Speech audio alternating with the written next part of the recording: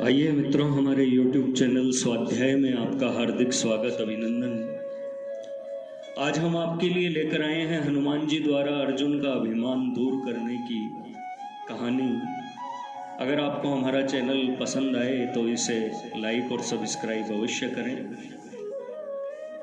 आज भागवत जी के उस प्रसंग की व्याख्या करेंगे जब भगवान श्री कृष्ण जी अर्जुन को हनुमान जी द्वारा अर्जुन का अभिमान दूर करवाते हैं और दो वीरों को मिलवाते हैं।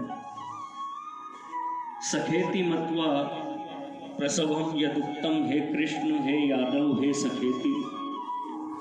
सखा भाव में कभी कभी अर्जुन भगवान के ऐश्वर्य को समझ नहीं पाते थे।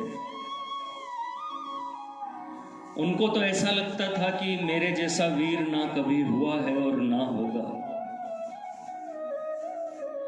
भगवान श्री कृष्ण जी हनुमान जी की वीरता को भी दिखाना चाहते थे कि अगर तुम वीर हो तो एक महावीर भी है।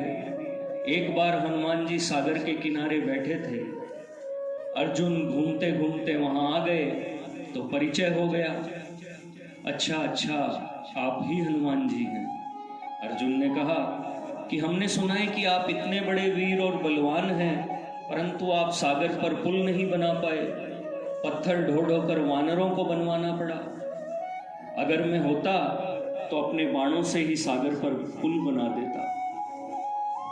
हनुमान जी ने कहा कि बाणों से पुल बांधा जा सकता था, लेकिन सेना इतनी भारी थी कि उनके भार को बाणों का पुल सहन नहीं कर पाता, इसलिए हम लोगों को पत्थर लाकर पुल बनाना पड़ा। अर्जुन ने कहा, ऐसा कैसे हो सकता है, मैं पुल बनाकर देखता हूं। हनुमान जी बोले, क्यों परिश्रम करते हो, तुम्हारा पुल मेरा ही भार सहन नहीं कर पाएगा। अर्जुन ने अभिमान से कहा, अरे कैसी बात करते हैं आप, अर्जुन के बाण और निष्फल चले जाएं। जिद कर बैठे अर्जुन।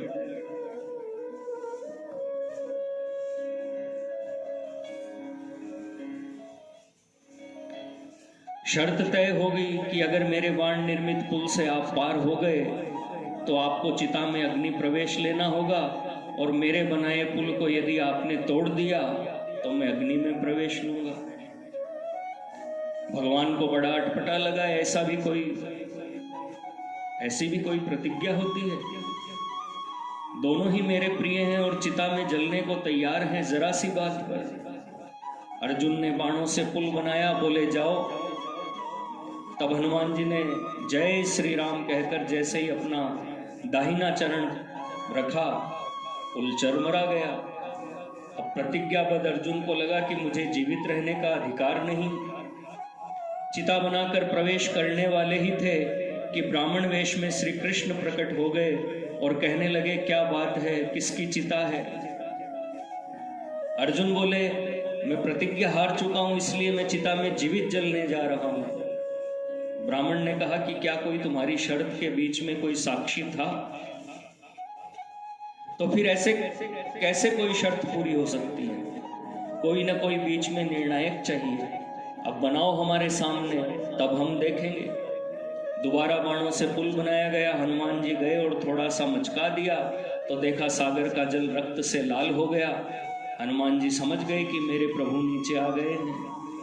अर्जुन ने कहा कि यह सागर का सारा जल कैसे लाल हो गया? तब ब्राह्मण बने श्री कृष्ण प्रकट हो गए। अर्जुन, तुमको बचाना था। ये देखो मेरी पीठ पर हनुमान जी के भार के दाग हैं, इस कारण इसका रंग लाल हो गया। इतने महावीर थे हनुमान जी।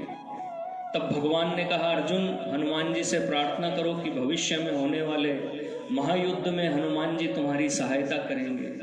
हनुमान जी ने कहा कि मैं इस युद्ध में कमजोर लोगों को नहीं मार सकूंगा, क्योंकि मेरे स्तर पर लड़ने वाला आपके यहाँ कोई है ही नहीं, लेकिन हाँ, मैं तुम्हारी सहायता अवश्य करूंगा।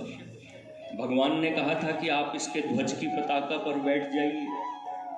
इसलिए अर्जुन के रथ पर जो ध्वजा लगी है उसको कपिध्वज नाम दिया गया है।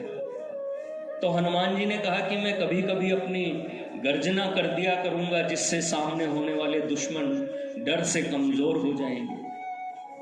तब अर्जुन रथ से तीर छोड़ता था तो श्री हनुमान जी गर्जना करते थे, और हनुमान जी की जो गर्जना होती थी विष्णु जैसे महापुरुष के हाथ से भी शस्त्र गिर जाया करते थे। हाँक सुनत रजनीचर भागे, तीनों लोक हाँकते कांपे। ऐसे थे श्री हनुमान जी। जब भगवान श्री राम जी ने पद देने का प्रयत्न किया था तब हनुमान जी ने कहा, महाराज पद के साथ भूत जुड़ा है और भूत हमारे साथ आ नहीं सकता। भूत पिशाच निकट नहीं आवे, महावीर जब नाम सुनावे। भूत पिशाच के पास आने का तो प्रश्न ही नहीं उठता। भूत पिशाच अंधेरे में रहना पसंद करते हैं और अंधकार ज्ञान का प्रतीक होता है। और अंधकार और अज्ञान वहाँ होता है जहाँ भगवत चर्चा नहीं होती, जिस घर में कीर्तन व मंगलमय आरती न गाई जाती हो,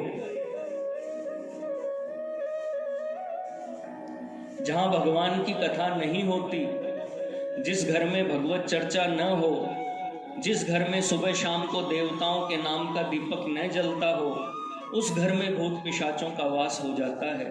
क्योंकि भूत अंधेरे व ज्ञान में रहना पसंद करते हैं। इसलिए भाई बहनों, हनुमान जी की कृपा के लिए घर को मंदिर बनाओ, अपने देह को देवालय बनाओ, ताकि श्री हनुमान जी महाराज की कृपा आप पर हमेशा बनी रहे।